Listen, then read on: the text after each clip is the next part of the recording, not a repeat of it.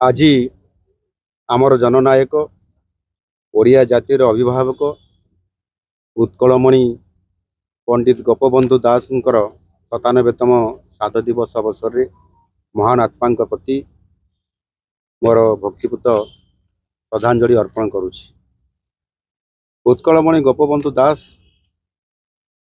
केवल जड़े स्वाधीनता संग्रामी नथिले, से थिले जड़े दूरदृष्टि संपन्न सामाजिक संस्कारक एवं ओडिशार जनतांकर पाई आशार आलोक। से निज जीवन को मातृभूमिर सेवार उत्सर्ग करथिले। से भारतीय स्वाधीनता आंदोलन रे एक गुरुत्वपूर्ण भूमिका निर्वाह करथिले।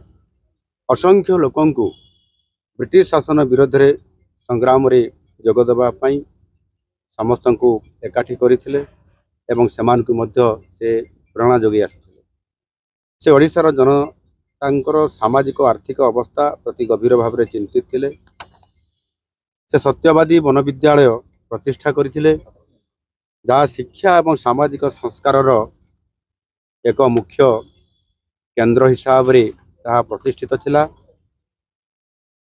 समाज नामक एक खबर कागज प्रतिष्ठा करथिले, जहाँ ओडिशार जनतांकर पई एक शक्तिशाली कंठस्वर पालटी थिला। तांकर लेखा माध्यम रे से साधारण मनुष्यर समस्या गुडी को उजागर करी रखुथिले एवं सामाजिक न्याय एवं समानता पई से प्रचार मध्य करुथिले। तांको जीवन देशप्रेम, निष्ठापरता, जनसेवा एवं प्रति उत्सर्गर मूल्यबोधर एक प्रमाण थिला। से शिक्षार शक्ति और समाजर उपेक्षित वर्गर उन्नति पई से गुरुत्वपूर्ण भूमिका निर्वाह करुथिले। तांकर जीवनर आदर्श आमको प्रेरणा दे चली एवं आज राज्य एवं राष्ट्र उन्नति पई कार्य करिवार गुरुत्व विषय रे सबुबले आमको मने पकई था एवं आज दिन में या स्मरण करिवार बहुत बड़ गोटे अवकाश आसी थाए।